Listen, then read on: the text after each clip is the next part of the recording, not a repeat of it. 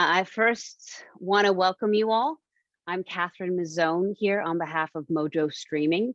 And if you haven't already been to MojoStreaming, perhaps it's your first time, you want to head there and go ahead and subscribe and make sure you'll be alerted to any sorts of discussions we have in the future. And of course, we do have these interviews and these panel discussions, we hope even more frequently, but we already have some in the book, so we invite you to take a look at those as well after you watch this one. This is a very important segment that we have for you today, and it's a discussion on wolf hunting in Scandinavia. And more directly, one of our panelists has called it wolf slaughter. It's in a blog that we have posted on our website, and we'll also post that in the chat so you can visit that later on. But first, I want to welcome our panelists. We have 3 of them from Scandinavia, all representing different parts. I'm going to have them introduce themselves one by one in order of appearance: Suzanne, Eva, and Nina. And tell us a little bit about yourselves in a brief little blip, if you would. Shall I start? Eva? Oh, sure, Eva. Yeah. Well, I'm Eva Stjärnsvärd, and I live in the south of Sweden. So when I talk about wolves, they make fun of me because we don't have wolves in the very south of Sweden where I am. But I am working as a board member for the Hunting Critics, and with this, since 5 years, or nearly 6 years, we've been sending appeals to the government to stop all these licensed hunting for bear, lynx, and wolves and wolverines. So my my engagement in this is getting wider and wider. But first it was only for lynx principally, but now it's like opening a big black box. You just can't turn around. You just have to continue with this. And my profession is artist, painter, and I have another profession before that as a diplomat, but that's a long time ago. So that's my curriculum up to date. Eva, I have to briefly ask you, are those your works behind you? Yes, and there are no wolves. But they're tremendous. Thank you. I just have to start working on Nordic animals now. I mean, it's a since long due thing I should do. But I must just confess something also. A well, you've seen that from my paper. I'm very emotionally engaged in this. So it's very hard for me to work as a board member for this NGO, Jaktkritikerna, because it gets to you, all these animals that normally I make portraits of animals, and now I've seen the bad side also of humanity. So I think it's a broader thing than just talking about trophy hunting and wolf hunting. I suppose that maybe all of us agree to that. It's what's happening in the world, and it's not the animal issue is always diminished, unfortunately. Well, yes, it's my paintings. Why do you think that is? Sorry, why? Yeah, I'm really, I don't know. I mean, there's a very big force from the hunting industry, as we know, and I know that Bernard had tried to get Eduardo Gonçalves, who is really doing a fantastic campaign. I think you know, in Britain. That's like a first step to get, like he said, to get the foot in the door. If you can get the ban on the trophies from trophy hunting, the import of trophies, but it also, the next step must be to question today: is it really? Is this in a modern world? Does hunting really have a place? And I know where I stand. but that Yeah. has to be on the agenda. And I also think that it should be part of human rights not to be obliged to be victim to what's happening. That was a bit further. But it's all tied together. And I think that we'll see that as we talk to some of the other panelists. Suzanne, you want to tell us a bit about yourself and why you're here? Yeah, well, I'm German. I moved to Norway in 2000, and I do come from a hunter's family. I do have a hunting license myself, and I did work for Blazer hunting weapons and everything. But I mean, everybody evolves and gets wiser, hopefully. So of course, we have another view on wolves and animals in Germany than we have in Norway. So I was under constant cultural shock. And like it was before, when I was like 16, I got my hunting license. We learned that we have to hunt foxes because otherwise they have diseases and everything. Now the research has come in Luxembourg. They have abolished fox hunt and nothing happens. The nature is taking care of itself. And the same do we have with wolves and everything. Okay, if they do get dangerous because people feed them and they get tame, might be dangerous. But everything is going fine. They have sheep behind fence. They have pastors who watch them, and it's everything goes together. And then I came to Norway, and everything is so different. Hunting is it's not something you do. It's a real glorification. It's not like, okay, I hunt because then I have a wild boar in the freezer. Here it's just a glorification of hunting, and especially hunting with loose dogs, which is not allowed on the continent. And that is the hunting with the loose dogs is the main reason that they want to extinguish the wolves. They do not want to evolve. They want to keep in their old traditions. But as a German, I can tell you there's traditions which are not so good. And not every tradition has to be kept like it is. Because of course, if you hunt with loose dogs that just roam wild and they go after wolves, and the wolves will kill them. So actually, I think this is one of the we think this is one of the biggest issues.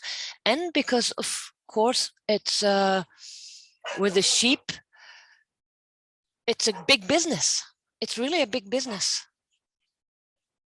So I am not so against hunting. I lost the understanding of it. I have to say that. But knowing that how a hunter feels when he has his freezer full of meat or something, I am not so strict and say no.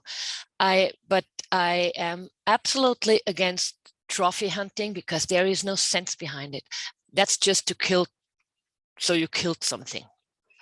It's not to kill for a reason, for food. Right. And everything else except for food is just not justified. I mean, if also the Inuit or something, if they hunt whales, it's a completely different story than if Japan or Norway hunts whales. So I do have my lists. I do not say completely no, but I say no, but with exceptions, with a little asterisk on in the back. Right. Kind of. I mean, I know a lot of folks who've been in your position, especially because of their place on the map. You know, folks in Montana who have access to whatever they have access to, whatever they're hunting for food, elk and deer. I just want to say, even though I'm butting in between all these panelists, we do want to ask folks to wait until the end. There will be a time where you'll have an opportunity to ask questions. But for now, only I can do that. And we do want to ask you to mute your microphones as well, if you wouldn't mind. And we thank you for your cooperation on that. Suzanne, was there anything else that you wanted to add about yourself? Because I kind of butt in there just because I related a lot to what you were talking about. And I think a lot of the folks in the United States can. I just wanted to say how I came to this anti-wolf. We were always engaged, the whole family, in hunting, but also in protection of nature.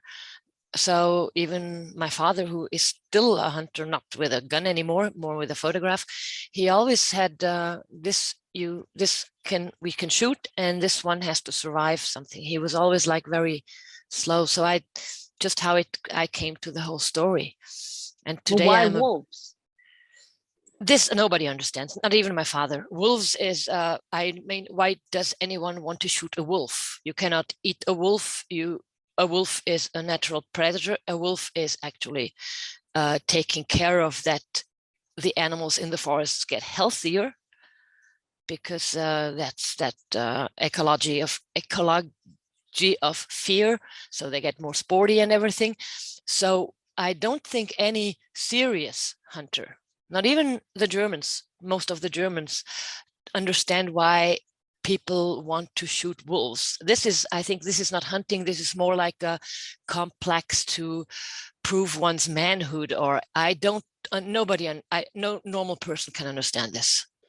That was an excellent answer. I was more asking though, why you chose to speak out against wolf hunting, but I think that kind of your answer ties into what this answer might be as well.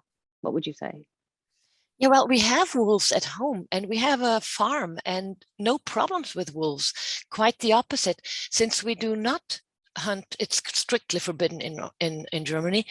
Those who are around the farm, the stable flocks, they somehow learned, okay, those electric fences, they hurt.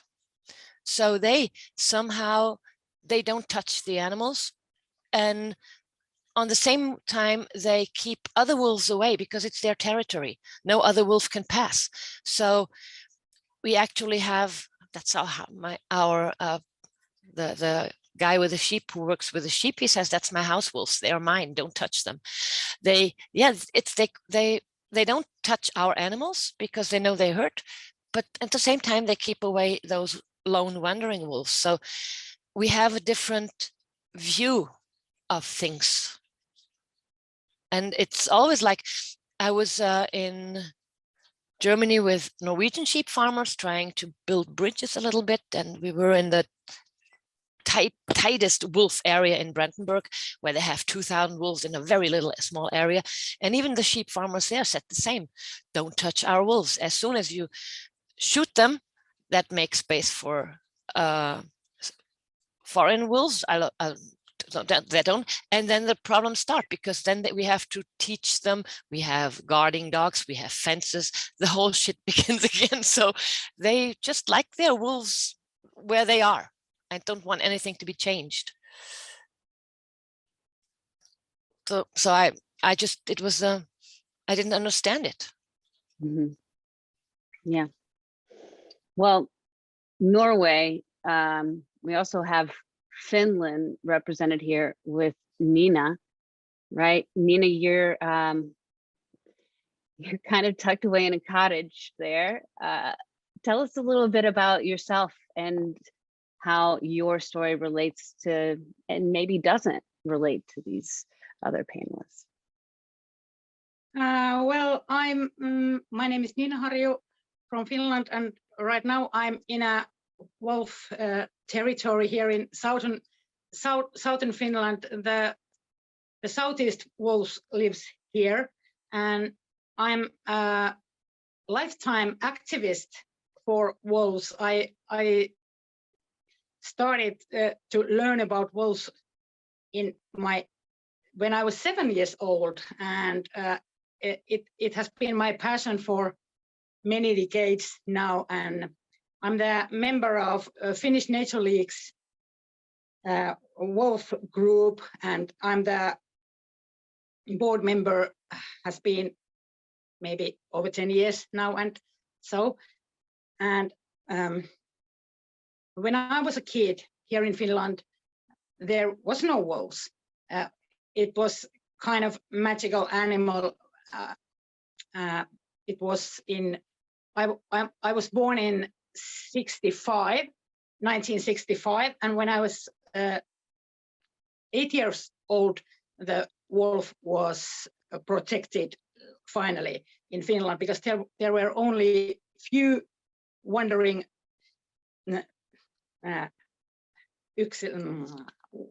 only few wolves here, just wondering. They came from Russia, and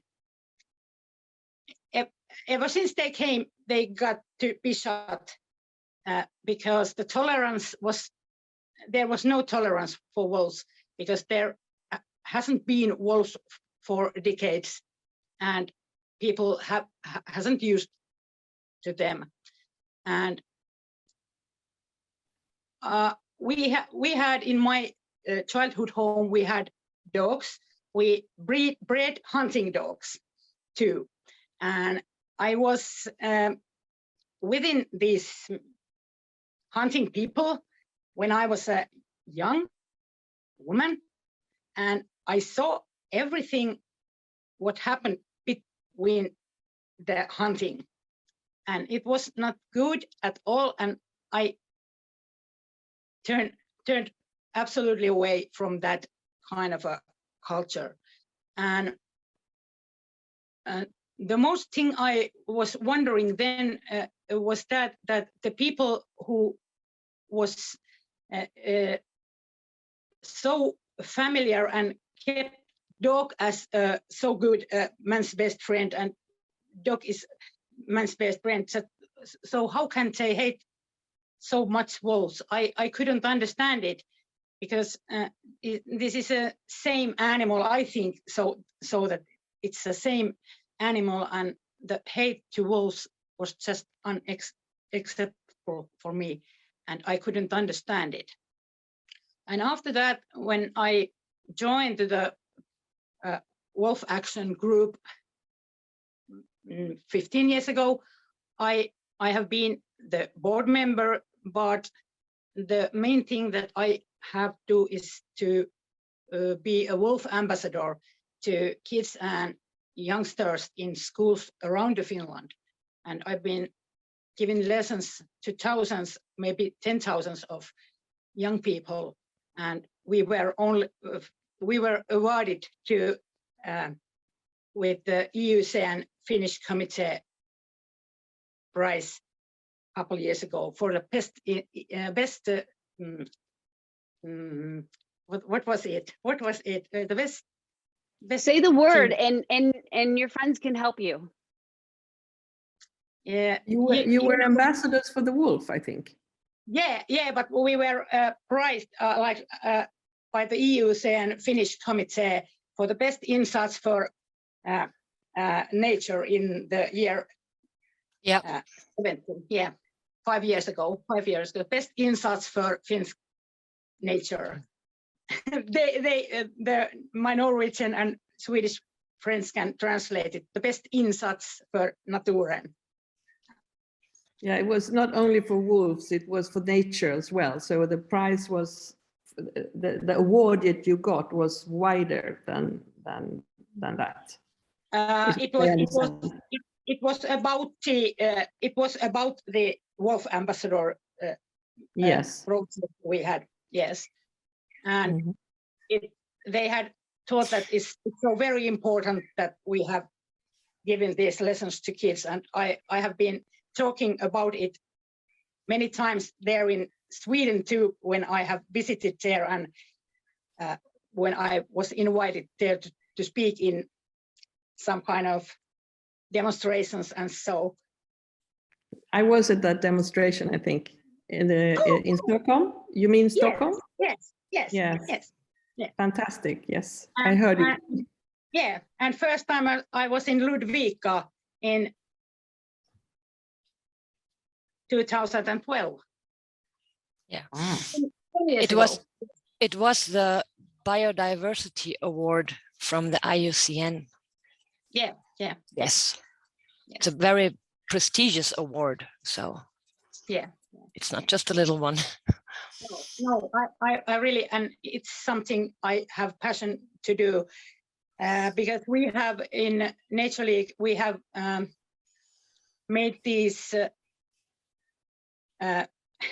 lessons now for 19 years, and I am waiting now that the kids that who were the first ones in early 2000, that they have grown even adults now, and maybe they can make better decisions for the wolves when they grow up and can decide things. I think so.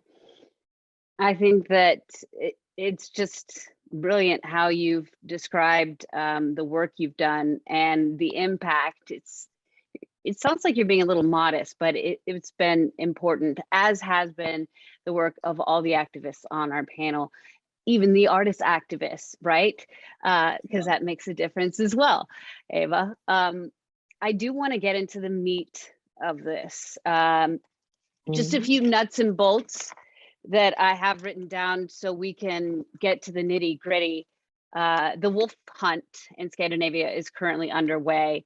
In Sweden, it's 27 wolves, Norway 54, and in Finland, which is very similar, they have very similar rules as Sweden does. We were looking at your paper, Eva. I want to ask you why, and I actually wrote it down, you called it a personal expose, and said that the information was questionable and biased, partly biased. So, and I will say that you use very strong verbiage, but why put that out there and use the language that you did? Why was that important for you? That first was, the paper was thought of as a paper for myself if I was going to talk to Bernard in the first contact.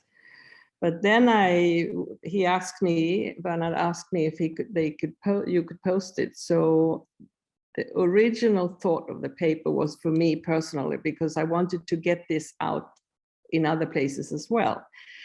The word biased is that I am absolutely for the animals, 100%. So it was a way of saying that this is not a paper to discuss, for me, to discuss how many wolves we can accept. That's not it's not interesting for me at all. I'm thinking of the animals in the first place, biodiversity, and I think also of what Susanne was mostly Susanne was talking about. The cruel hunting methods are absolutely horrific, and they are getting worse and worse and worse. So my paper is pro-wolf, but I know that the situation is very complicated because of the politicized situation, especially in Sweden and I suppose Finland and Norway as well. Though I'm very surprised, positively surprised about Germany, although I had a hint about that before. But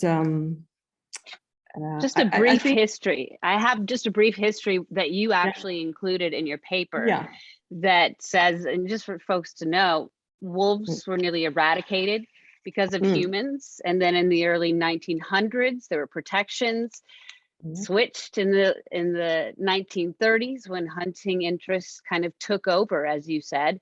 And it's still kind of the case, but wolves were protected in the 60s, and that changed despite Sweden's agreement to enter the EU, right?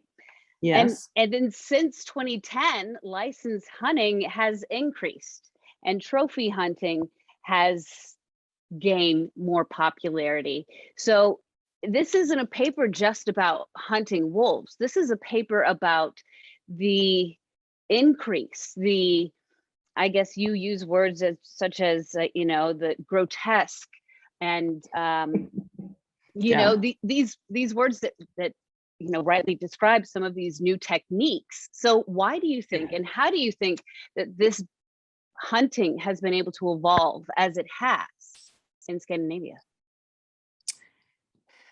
Yeah, that's in Scandinavia. That's a very difficult question, but All right, I we'll, see we'll stick to Sweden. Let's stick to Sweden. No. I think it's all of the Scandinavian countries, and don't forget Denmark. There are a lot of trophy hunters going to everywhere in the world, and they are a big part of the Safari International business.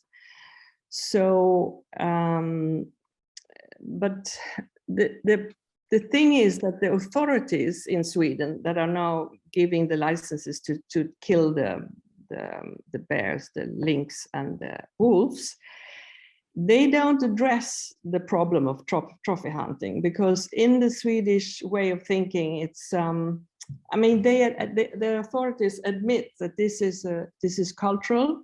You're allowed to keep the skin, for example.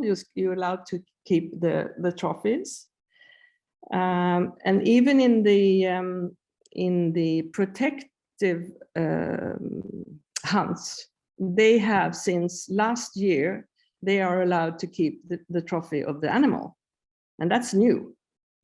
So I think it's several politicians in the recent past that has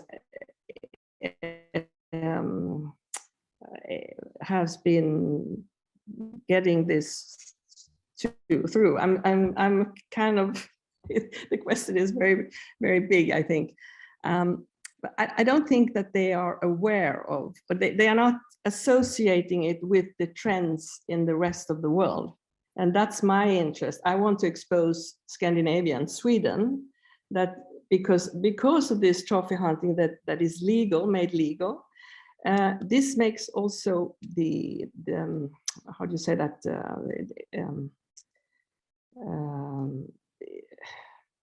Nina was lacking a word, so now I'm the one, because that creates more craving for trophies. I think that is linked to what's happening in other countries. If you can hunt leopards in Tanzania, you can hunt lynx in Scandinavia, for example. It's linked, and you have to see the bigger picture. As I said, I want to. You there? Yeah. Ava's frozen. Suzanne, I also wanted to ask you the same question.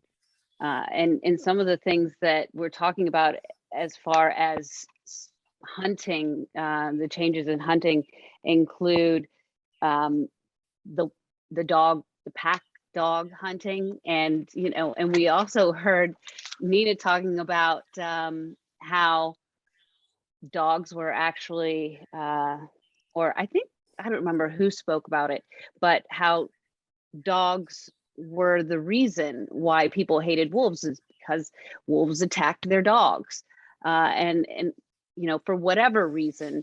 Why do you think that hunting has gotten progressively worse there? Yes and no. I have my own theories. As I said, I have been living in Italy, where they always had wolves. They don't even care.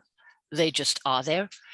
Then in Germany, now in Norway, I think one theory is that there's very little people on a very big area here. So they have little people, vast nature, and all you have much of is the one thing you don't value so much.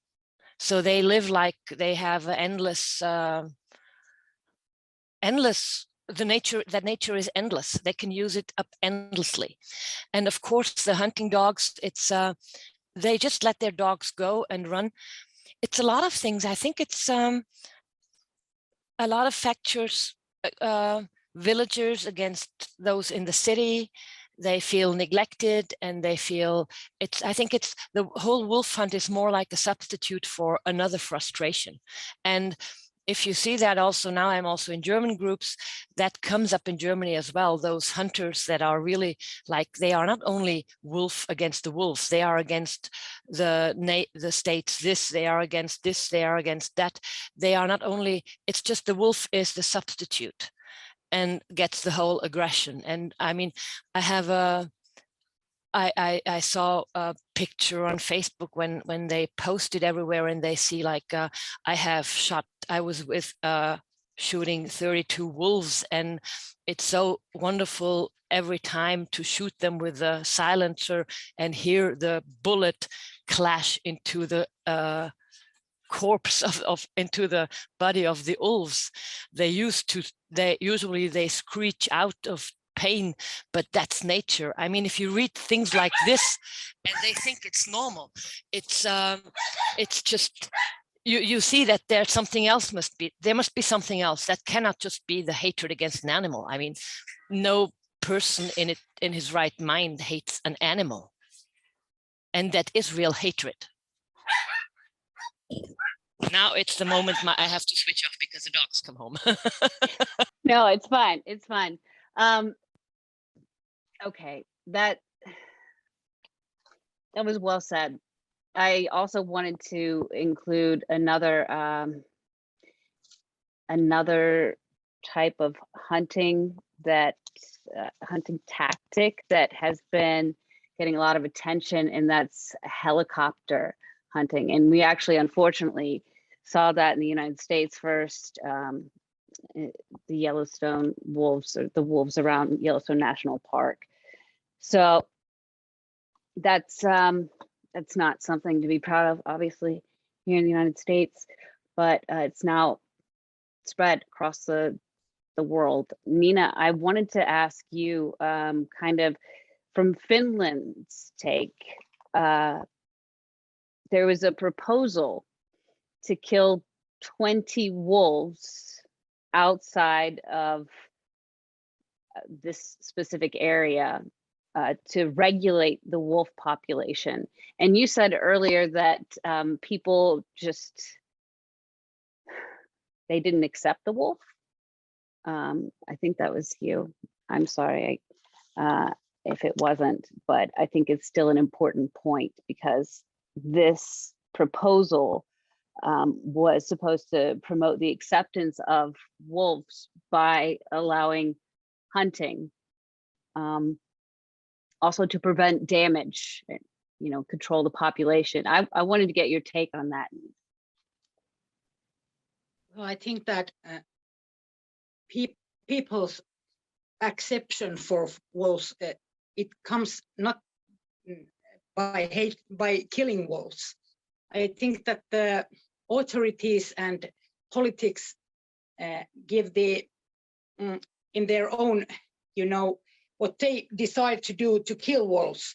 They show the people that wolf is not wanted to our fauna, and people do the same thing. They think that when the government and politics and think so too, so it is right to hate the wolf, and it's not the right way to act by politics and those who decide the things. And the mostly I think that it's like Susan said, that it's not pure hate for wolves, I think, but it's only I think it's because they kill dogs, and hunting with loose dogs. It's so, if we think that there are 300 wolves, there are, in last autumn there were over 80,000 hunting dogs in woods here, 80,000. So you can see that then they want that their dogs can run freely and safe without scaring for wolves, and that's the reason here outside the reindeer area. But in reindeer area, the reindeers are the reason, and they are strongly protected there, and wolves are not allowed at all there. And so, like Susan said, that I think that all traditions are not good. Not just something is traditional, it doesn't make it good. It can only be like a bad habit, I think. And there are many things that have changed in world from past that was common in history, but it's not allowed anymore. Many things have changed in 1,000 years and years, and so I think that I want to ask you. Yeah, sorry. yeah. I want to ask you, do you think humanity has changed? Do you think that there has been a greater emphasis on killing for sport rather than killing to survive? You're saying no, Suzanne. What do you think, Nina? Yeah, people, it's kind of hobby. It's time to, it's a way to spend time with friends to hunting. Nobody here in Finland needs to hunt, but it's in countryside, it's very common that everybody, almost everybody, hunt in little communities, but I think that I sometimes think that it may change, but then the other day I think that nothing has changed in my whole lifetime. The hatred to wolves has only growing stronger every year, I think, and I've been quite a long time in this wolf situation. And I think that when internet came and all these technical, you know, the cameras to put in trees, in woods, and that people can see wolves more often, even though they don't see it their own eyes, but they know they're going somewhere near. It makes people be afraid. And 10 years ago, when there was no cameras or drones or something, there was very much little talk about wolves at all. Maybe in the winter when they see the tracks also, people talk a little bit more about wolves, but not like this, not like now. And I think that when you think that man has to develop himself, we have get down. We go dumber. When the techniques go forward, we go back. We're sliding backwards, in other words. That's fun. Yeah, I want to get your take, Suzanne. I know you were eager. I don't really agree, because if you see at the numbers in Norway, like 97% of the population like the wolves. The same numbers you have certainly in Finland, the same numbers you have in Sweden. So it is not that the majority of people went down. And excuse me, I'm always having those parables. If you just look at, for example, the US with Donald Trump, Donald Trump is not the majority of America. He's just the one who screams loudest. And I think the same as it is here with the wolves. It's those few, they scream loudest and they get all the attention. The bad thing is most of them own quite a lot of country and areas and forests. They have a lot of property, and that is one of the main problems, because the numbers talk for themselves. It's not the people that went down, it's just the people we listened to we listened to the wrong people, and we give the wrong people our attention. And this is like what I said is turning in Germany now. Before they said, okay, the wolf is protected, you can scream whatever you want, this is the law, your problem. And now it begins like to turn there as well, that those who scream get more attention. I think that is a very dangerous game to play. We play when we listen to that it's a tiny minority trying to destroy for everything. So I don't think, I'm not really, and I really do trust to the young people who, I really trust the next generation. I put all my hope in them. Thank you. I have to put my yeah, please rebuttal. Yes, Nina. Yes, Susanne is right there that it's not the amount of the people who want wolves away, who wants wolf to be dead. It's a little and tiny and very noisy part of people, and because if you think the wolf area which I'm in right now, if there are maybe 5 active hunters who want to kill the wolves, they do it with permits or without them, and it's effective because there is no one here in woods to look after them. They go with snowmobiles and you know, these not cars, I don't know what is called, but how you can move easily in terrain with motor engine and like that. Snow scooter. And, yes, and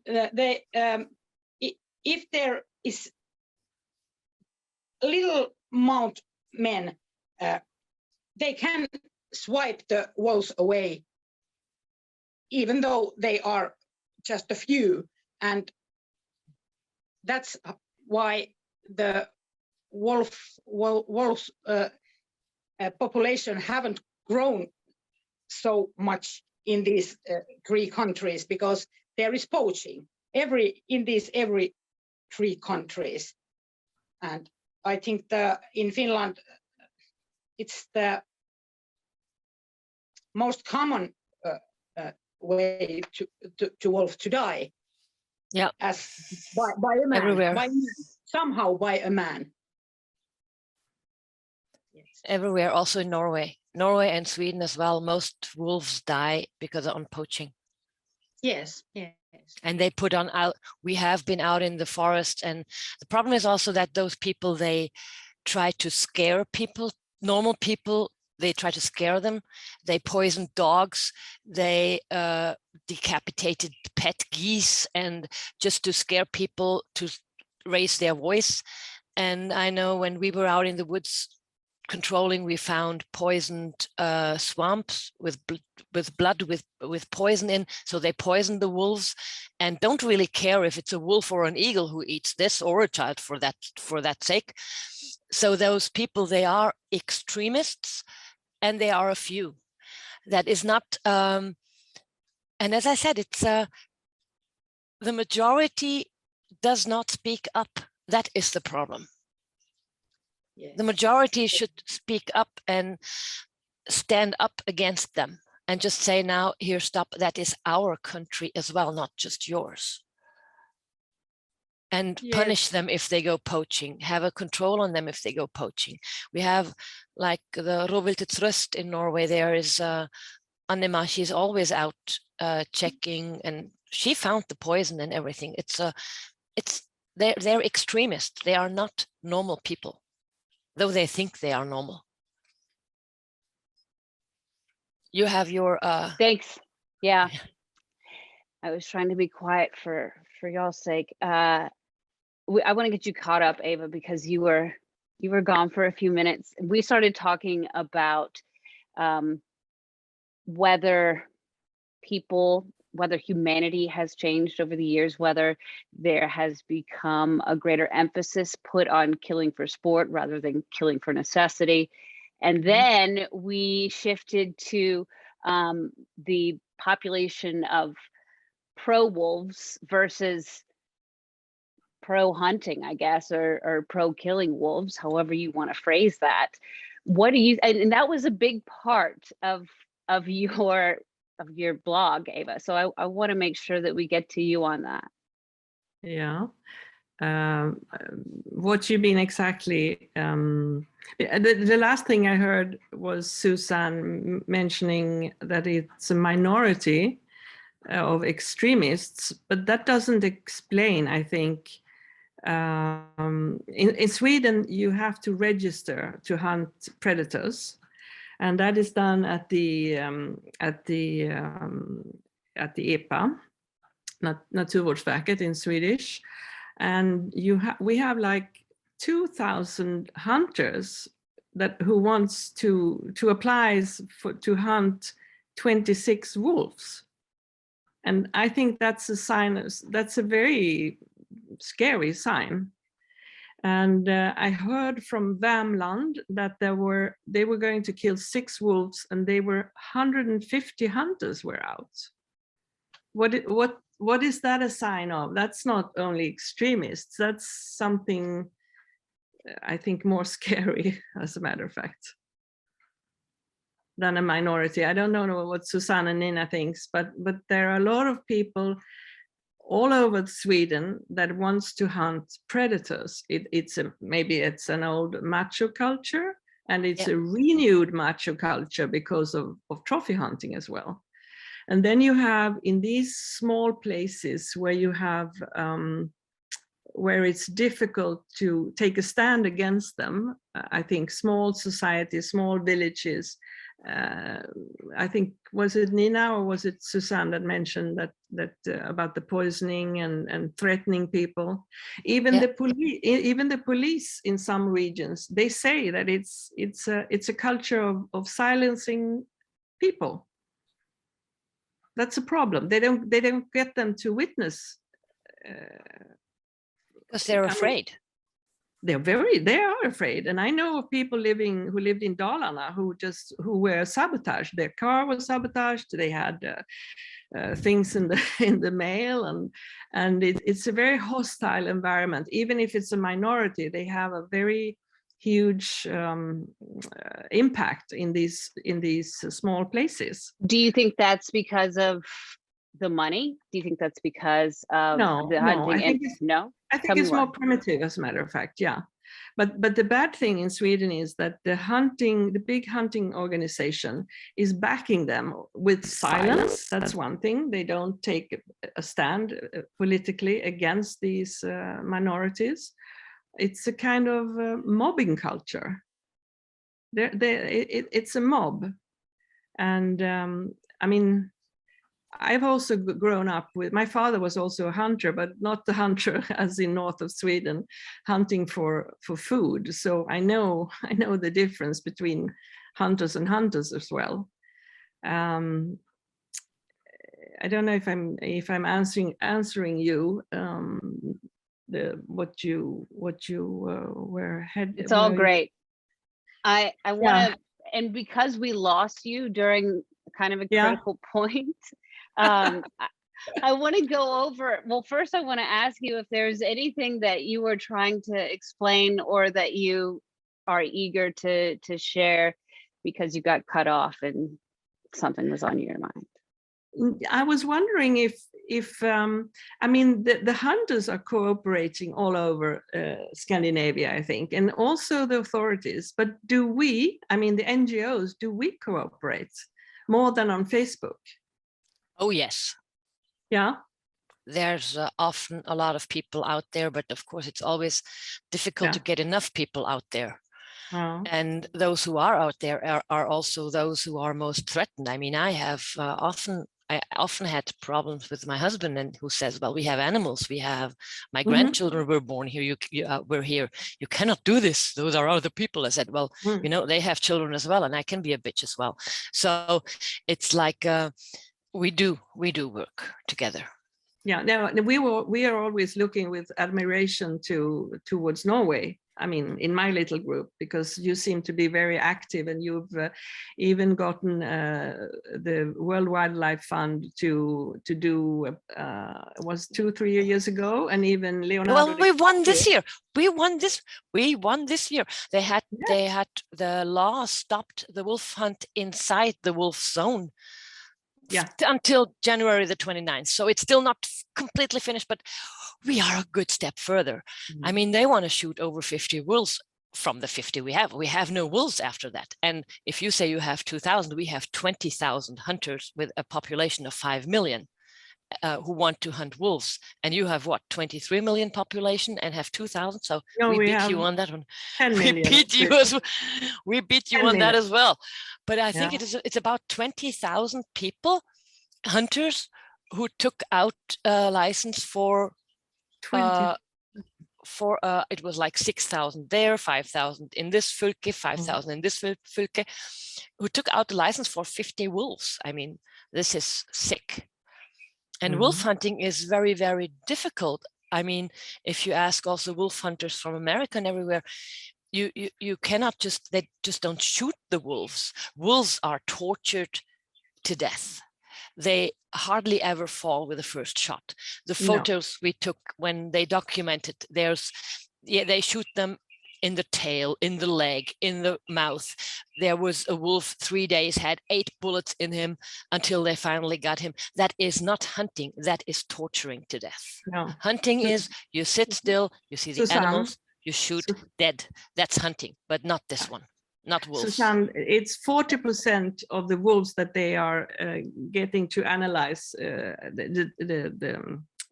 the hunted wolves, 40% have old wounds and have old ammunition in their bodies. So it's a very, and that goes for all hunted animals, deers and foxes and whatever. That's something that you don't talk about. All these no, wounds. what I meant was the recent wounds. There was a from Nina, I think it was a few years ago, when they said there is. I'm going to stop you real quick, Suzanne. You're a little out of focus. If you could adjust the camera slightly. How do I do that? How do I do that? I want to say that the hunters and the poachers get away with the crimes. Better? No, but that's okay. They get away with the crimes because the punishments are very small. And that's why they poach wolves and other animals too, because there are no enough punishment. They are only something little paid or guns away, maybe, or not even though. And they try to manipulate people by calling wolves with bad names and compare wolves to rats or something like that. After that, I still wonder why they want to have a trophy of a wolf, because if they compare it to rat or some kind of, that kind of animal that should be destroyed, that in same time, I can't understand why they want to have the trophy in wall or something, because they don't appreciate that wolf. And yeah, but it makes them big, strong men, in their thoughts. It makes them big, strong men. And what I wanted to say is, not again to the shooting, at that they had a study that each wolf which is hunted today, they need in average 3 bullets to kill it. And that is what I mean is torturing to death. Absolutely. And plus the old ones. What's interesting, if you hunt, you have 1 shot. I think that maybe we should make that a rule, you think, or just a guideline to implement it in the interim. It's interesting because of what was in your piece, and that said that that all of this legislation has been in favor of hunters, Eva, despite hunters representing only 3% of the population. Yet we're talking also about an increase in hunters wanting to get a license and an increase in licenses sold or tags sold for just a few number of wolves. And I just thought that was really interesting because of the disparity there. I want to ask you about what you think all of what you've talked about has had, what kind of impact has that had on the actual population? Because, you know, I think it's Sweden, right? Where it has to be a 300, that's what they've determined, 300. And instead of that being the minimum number of wolves for a healthy population, that's now genetically healthy. Yes. Right. So yeah. all of this hunting, and if we do see more pieces of legislation being passed that's going to allow for more hunting, what is going to happen? What does the future of our wolf population and wolf hunting really look like? I can't answer that, but there are very bad signs, I think, because we've had like an open case in the European Commission against Sweden and against Finland as well, I think. Yeah. And somebody said just like that it has to be a catastrophe before EU really nails down the problem. And I don't know what kind of catastrophe that is, if that's going to eradicate all the wolves, or I don't know what's going to happen. I don't have a view, because I think politically it's very difficult in Sweden, because the hunters have a strong force in the government. They have representatives everywhere. I don't know how it's organized in Norway or in Finland, but in Sweden they have, like I wrote in my paper, they have the money to have this lobby organization, and that has been for 100 years like that. And the hunters organization are against wolves. I've just heard a rumor that they are going to approach the European Union on their own, asking to kill wolves, to have a permanent, I don't know if it's the word is permanent I haven't seen it written, but to have the ability of an exception, which is really worrying. I don't know if some of you have heard about that. It's only the NGOs are writing to the EU, but now the Hunters Organization is going to do that as well.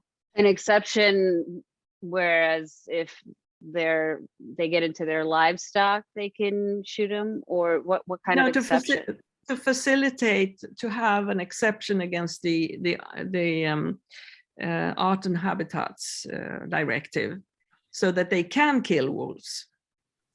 Yes, now it's a process. Now you have to apply, and it's a whole legal structure and legal system that they have to go through to hunt wolves.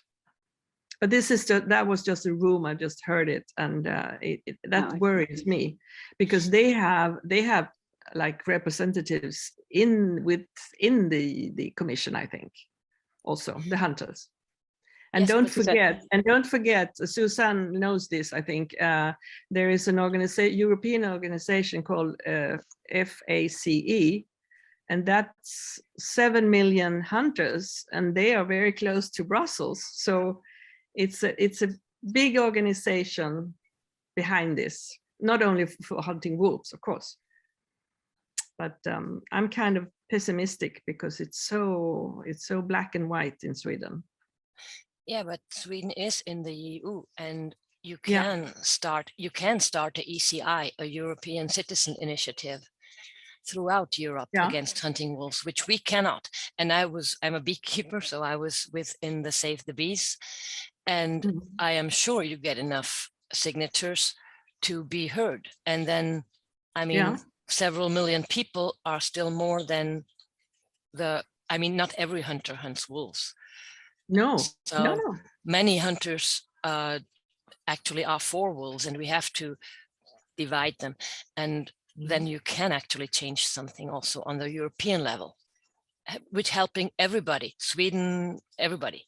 Yeah, but maybe that would be an idea. What I wasn't clear, maybe I wasn't expressing, I'm not sure about this change can come in Sweden. It has to come from the EU. I mean, it has to go, it has to be the EU that forces us to change. I'm Yeah, not well, sure. But as I said, you can force the EU to force Sweden. Yeah, yeah. But well, I that- think it's pretty interesting that the EU, I mean, already they've gone against the EU's rules for how long, and nothing has been said. years. So Mhm. why hasn't anything been said? That we don't know. Because I you think have to tell the EU. You have to complain, of course. Mhm. But we have. I mean, NGOs has complained. Yeah.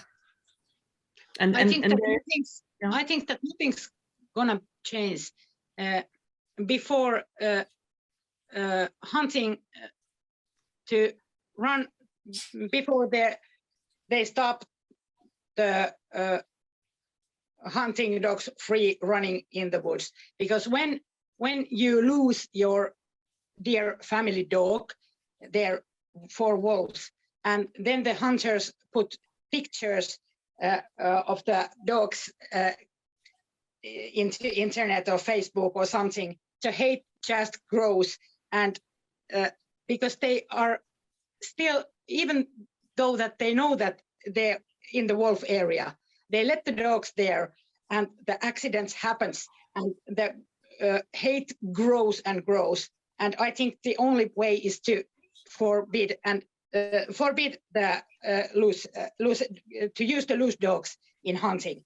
I think it's the only way, but it takes time. But it takes still time that they stop breeding hunting dogs and get something more hobby for some other hobby for them to do in their time than to hunt with loose dogs in woods. Because I know that if I'm here now in the wolf territory here, and I have 2 dogs, and when the wolves came here, I make a decision that I'm not letting my dogs no more free run in the woods, even not in the winter when it's allowed to run in woods, because I don't want to be one who cries after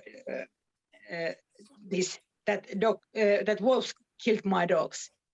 And we don't need hunting dogs nowadays, because we have so much technical things to help hunting if there are still people who want to hunt. I am not a hunter, and I'm just out of it. And but I want more wolves instead of dogs. We need more wolves and more other predators in our woods to keep balance and so. Yeah, but Nina, there you you're can also pointing find out a very important problem, and that's the NGO I'm working with.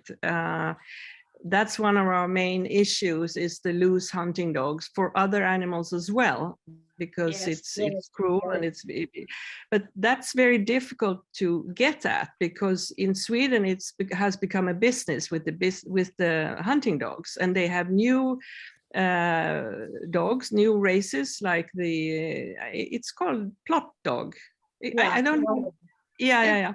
And that has also been introduced in Sweden without any control or any. So it's not only the classical hunting dogs that they're using. They're using specific dogs for predators, and if we could stop that, that would be a very big step. But I think it's very difficult to stop the hunting with loose dogs. So what do you do? Which direction do you go, Eva? We are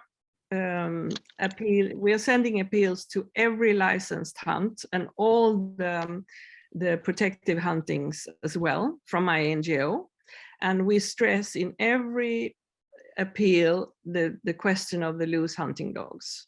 And we even said that there was even an administrative board in Gävleborg who, as a reason to kill wolves, before the licensed hunting started, was that the hunters wanted to use their dogs killing elk.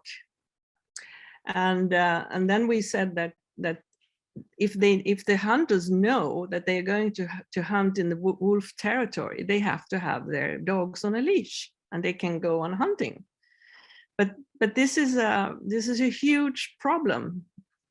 I don't know, like how trapping in the United States, you know, don't bring your dog, don't let him go off leash. It's simple. Yes.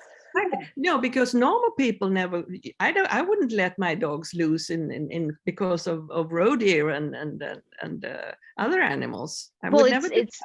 It's in an area that has been classified as one where, you know, there's hunting or there's trapping going on, and in those situations, it should be.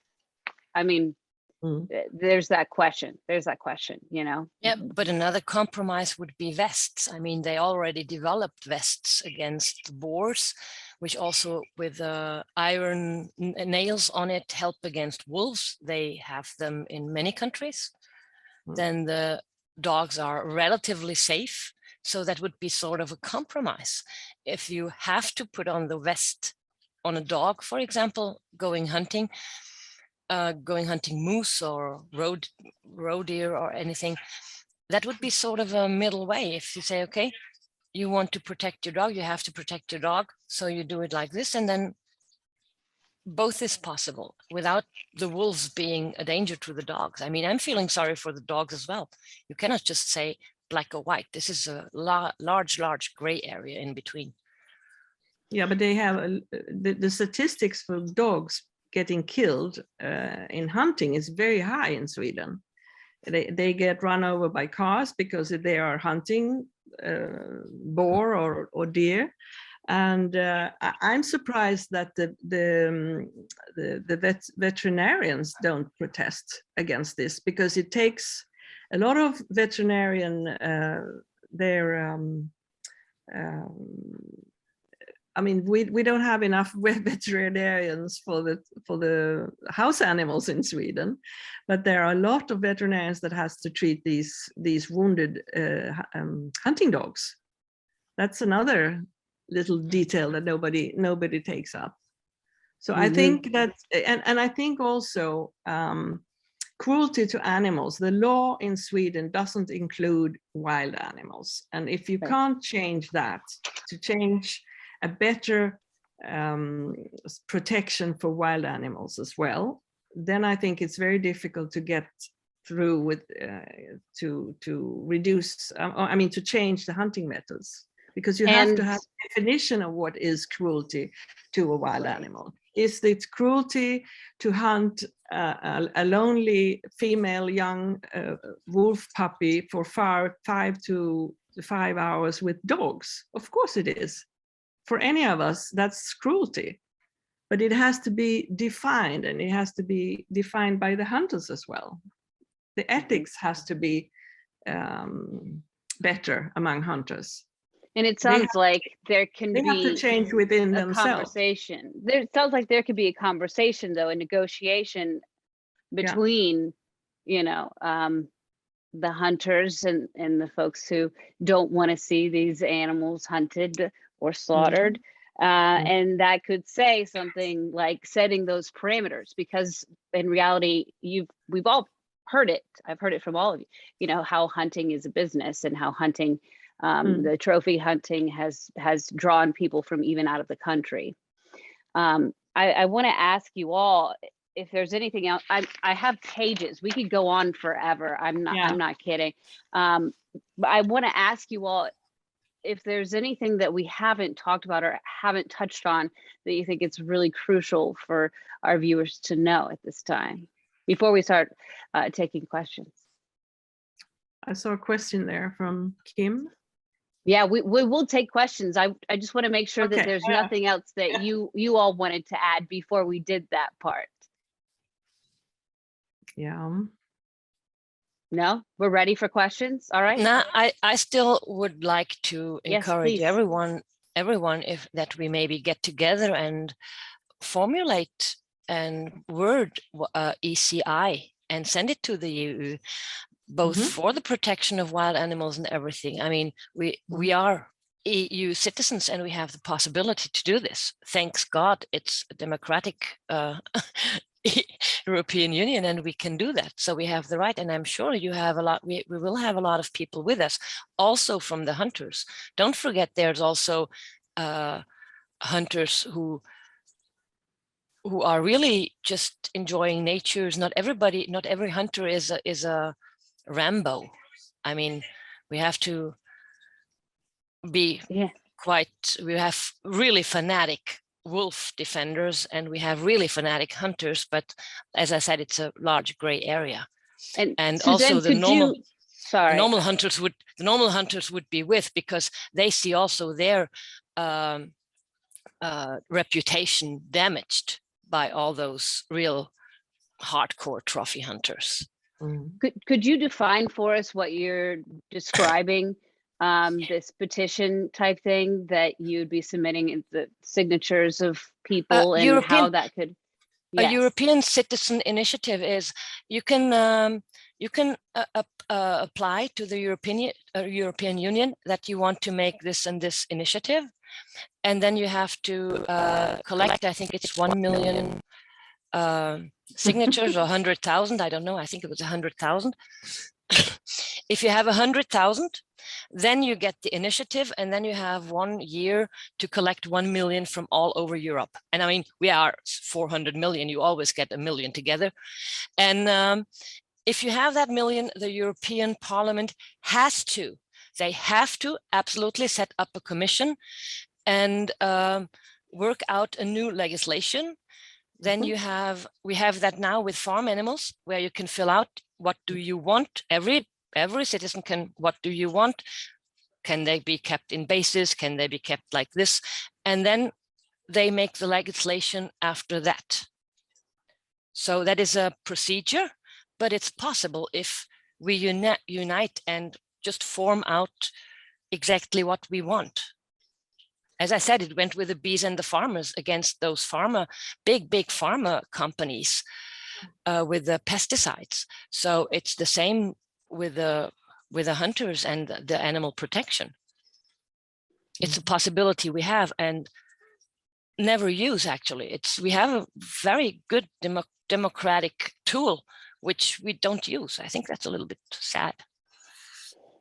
I do want to make mention that I reached out to the EPA in Sweden to try to get I know, okay, I'm a journalist, though I have to try to get the hunter's side or the rule maker's side, right? Yeah, and I would love that. Well, it was a challenge. They wanted a list of questions. They wanted all the details surrounding what the panel would include, and you know, ethically, you don't hand out a list of questions ahead of time when you're asking someone, a public official, information. So I didn't provide that, but I did give them parameters of what this, I mean, it was 3 paragraphs long. And I will say that they didn't have enough time to didn't have a lot of time to respond to kind of put this together, because we put it together pretty quickly. But I did not hear back from them after the first email exchange. So just to have that out there, that we did try to speak with government officials about current policies and kind of the evolution thus far. I want to get to questions now, if I might. If anybody has listed something down here, if you want to put your questions in writing, or if you want to, I can also call on you if you'd rather do that. But let's go to the ones in writing. Okay, your opinion about those. All right, lots of comments. This is good stuff. Did someone say they saw one down here? Yeah, from Kim. It just flashed on the Swedish hunters can get 20 to 40% of the, it's about the vest for the dogs. Okay, here's one, Ida, from Ida B. Landowners will kill the wolves to sell moose hunting rights. Money is possibly the biggest reason for the desire to take out wolves in Norway. Rich landowners have great political power there, and some of them are also politicians high in the system. Farm owners claim they want the wolves removed because the wolf takes the sheep. Thousands of game cameras have been set up in the forest to keep track of where the wolves are. And this is placed in private owned forests. And it goes on to say that they don't need hunting for food in developed countries. So what I never heard anything about moose rights. What's your take on that? Well, the landowner can, of course, he has so and so much moose he can shoot a year, and that is a lot of money. Of course, a moose, if you can shoot a moose, that's a lot of money, sometimes more, sometimes less. And with the politicians, of course, the landowners, like in Sweden, have a lot of power in politics. I mean, we have the SP in the government now, and their motto was "Take all Norway in use." The only other country in the world you find this is Brazil, burning down the Amazon. They want to use the whole country. So of course it's sort of a very big power in politics, because the rich, before it's traditional, so the richest could hunt. Today it's everybody, but of course they still have their old legal rights and claims, and the more land you own, the more moose you can hunt, the more you can sell, of course. It's like that in Sweden too, because there are big forests that are stately owned, but they also sell the license to hunt. Yeah. And they have complained that they don't get enough lease for this when there are wolves. So in Sweden, it's the same problem. Same here in Finland. The big landowners own and sell the licenses to other hunters and get big monies for that. Yes. Yeah, but then I have to say, I mean, wild animals are everyone's. Wild animals are wild. The definition of a wild animal is that it does not belong to nobody. So I don't really understand how they can say my moose or my thing, that they belong to me just as much as they belong to you and everybody. They are wild. Before they are shot, they are wild. So that is quite a stupid excuse, I think. Right. It's not, yeah. The property rights of wild animals in Sweden is very heavy. If you own the animals that live on your land. You don't in the EU. Wild animals are wild. Sweden also is in that. Sweden also is in Natura 2000. So if a moose is in your garden, you do not own the moose. No, but if you have time to kill it, you. The first when it's dead. First when it's dead, you can own it. Yeah. Not as long as it's alive. Yeah.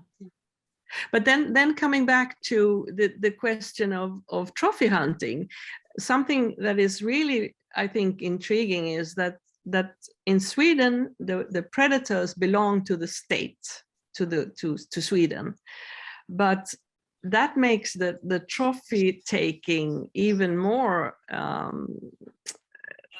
bizarre, I think.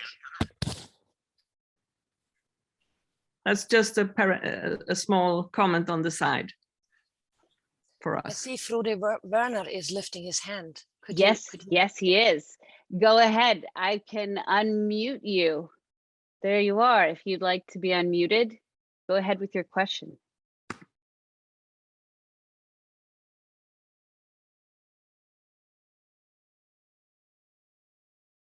I hope. I lowered his hand, but now he's gone. Oh, no, that's not. Would you like to speak to us, or was that I don't know what you would call it.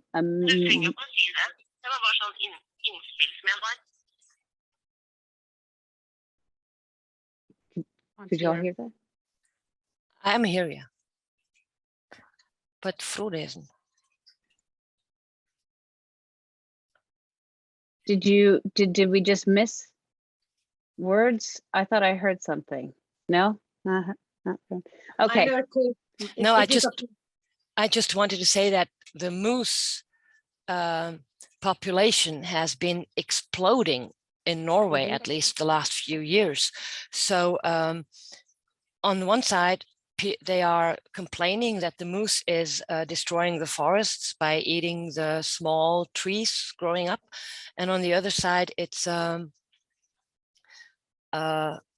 so much money in, we have to protect the moose for hunting, but then it's actually not so much money anymore. I heard that some actually went down with the price. And instead of just leaving the wolves alone, especially those in the wolf zone, they would take care of the problem. So that is sort of, they say two different things in the same sentence somehow. They complain about too many moose and then they complain about too many wolves. I mean, one takes care of the other in a way.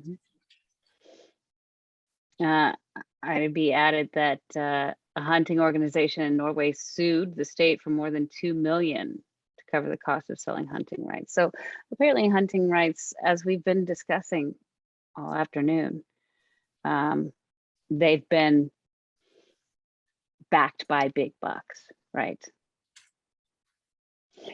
Yes, but that's Europe. I mean, hunting before it was the high class which was hunting, and they still have their privileges over the centuries.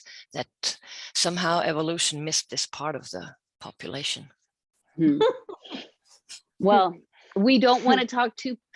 We don't want to get too abrasive because we do want to ask. We do want to ask if there are any hunters in the audience who might want to speak up and talk with us about their opinions if they so choose. We do want to hear from you all. We are open to hearing from you. It looks like there's another post down here. It looks like more of a comment, but talks about white-tailed deer and how they were brought 90 years ago from North America. Oh, I'm trying to unmute you. Let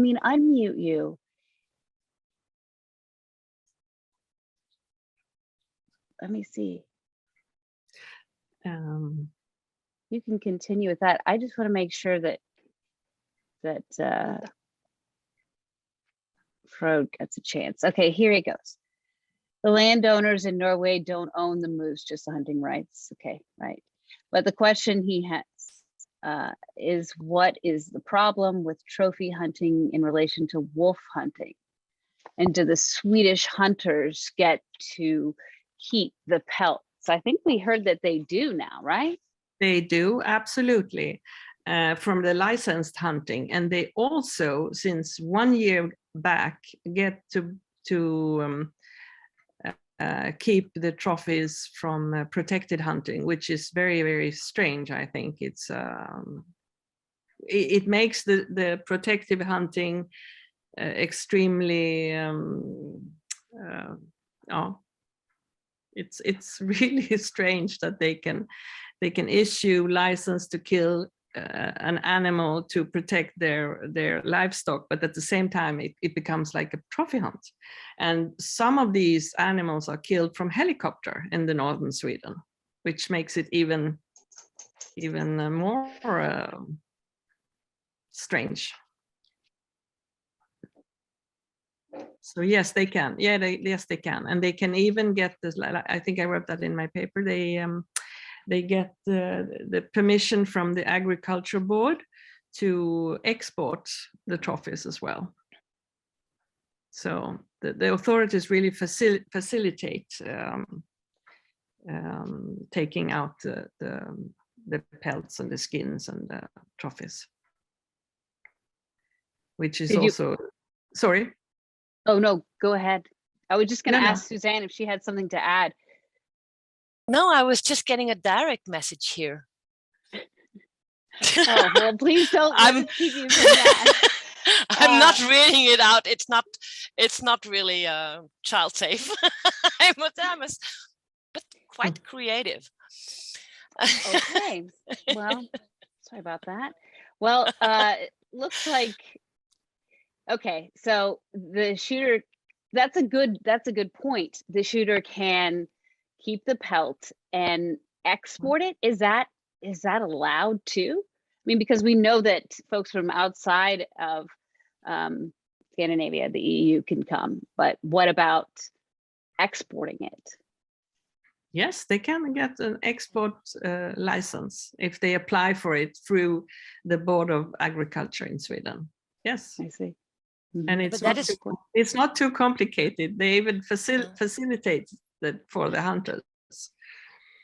That is grounded in CITES. I mean, this works for Africa as well. All the hunters that go to Africa, as long as you have hunted it legally, bought it, you get that CITES document and you can export and import it wherever you want to. Yeah. The problem is not only the wolf hunt, the problem is that for example, you have 300 individuals in Sweden, which is the minimum, actually should be the minimum or the maximum. The same, we have like 3 or 4 or 5 births a year within a small tiny wolf zone in Norway, no more. And they call this is the target, but now it's the minimum. And then they call this is the minimum viable population, which is completely, I mean, it's so far away from the truth like the moon. It's a political value. It's a complete political value. It's not based on science. No, it's not based on science. I mean, you need more than 5 wolf families to guarantee that there is a healthy genetic population. So that is so very different from Scandinavia to the rest of Europe, where I don't think like France or Italy and Germany, they don't even know how many wolves they have. Well, and we didn't get into the inbreeding as much, but that is a huge issue. You need fresh blood, as Nina was saying, from Eastern Europe, from Russia, and they have to get up north through Norway to get that. And if they're not allowed through, then what does the population look like because of that? Do y'all have any thoughts? I think everybody here in Finland and Sweden and in Norway remembers the Susi wolf. Do you ever remember the wolf named Susi? It was before my time, my wolf time, but yes, I do remember, because there has been written so many things, in so many circumstances about that wolf. Yes. Yeah, and it's a good example for the tragical story.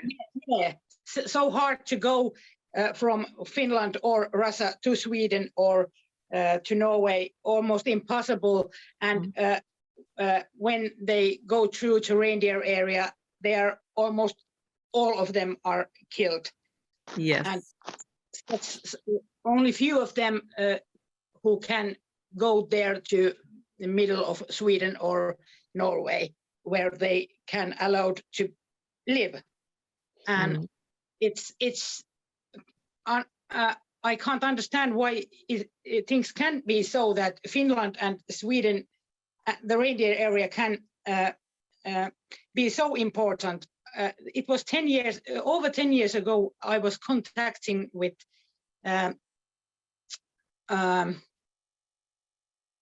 politicians in the ministry in Finland that they told me that that situation is not going to change in a reindeer area because of the Sami, indigenous people, and it's not always on priority to the wolves, and they are not ever going to be allowed there. No. Yes. Sorry? I'd like to ask you all this question here. Why is it allowed to hunt protected animals in the first place? Is the system corrupt? And I heard from all of you that it wasn't just wolves that you were passionate about. You know, I heard it from you, lynx. That's Yeah. where you got your start. So tell me, That's coming up now. that's a good point. Slaughter of lynx. So why hunt protected animals? Ooh, that that question should be asked to the government. Well, I mean, it's when they've decided the minimum of each species, the hunters has taken that as a maximum of acceptance.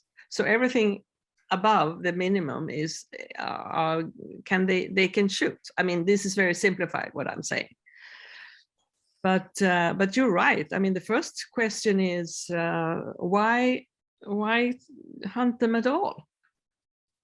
But there are all these complicated reasons, as the livestock, the reindeer, the hunting of moose, the wolves killing the dogs. So it's a huge how do you say it? It's a bigger problem than just saving the animals. If we have that answer, I don't think any of us would be sitting here right now. The main problem is the absolute unwillingness to find compromises, constructive compromises. Yeah. There are possibilities. We've seen this in Europe, in countries with a lot of more wolves, like Romania, Italy, Germany, a lot of more livestock out in nature. Spain, that don't have the same problems, but it's the absolute unwillingness to do something for it, to compromise, to go out with the sheep. They roam free in Norway. They set them out in spring and collect them in autumn, and then they check them once a week. Oh yeah, there's two, they're okay. And then 120,000 was missing like this year, and like 2,000 were actually taken of wolves, not even maybe taken of wolves. They are paid, and the rest of the over 100,000, they get stuck in moors, they fall on their backs, they break their legs, but nobody is talking about them, and they are just unwilling to learn from others, to get those mobile things and work. I mean, sheep is not a job here for most of them. They have like 40 sheep. You cannot live off this. So instead of having some professional sheep farmers, you have hundreds or thousands of hobby sheep keepers who just don't have, I don't even think we have a school here for that they can be professionals. So that is and the unwillingness also to compromise if it goes with hunting. Sometimes, like I said, the vests. I mean, then I got the answer, yeah, well, they get sweaty. Okay, but there is possibilities to meet in the middle. But I think it's some disease of the time that people don't talk to each other anymore. But well, you are an idiot and you are an idiot, and you just don't listen to each other anymore and find compromise in the middle. I'm sure it would be possible somehow if both sides would listen to the other. That would fix a lot of things, right, Suzanne? I want to give you each an opportunity to kind of wrap up in 30 seconds, approximately 30 seconds, because I know that might be tough in 30 seconds, but I'm going to give you about 30 seconds to just what you want the audience to take away from this discussion today. I'll start with you, Suzanne. Well, as I said, go into the forests, learn the children about how everything is connected, from the little bee and ant to the wolves, and join us if we should start this ECI now. Join us, and also to the hunters, try to compromise. I mean, we can talk to each other. We're all human beings somehow. There's bigger problems in the world than wolves and others, so we should not make the problem of the wolves bigger than it is, and let's keep them for our children. I mean, I have grandchildren. I want them to live in an intact nature. That's And also, that for me. I want to extend that to also, I want you to answer Ida's last question, which is how do you address politicians about the minimum population? That's going to be part of your answer too, but I'll give you a little bit more time for that. Continue.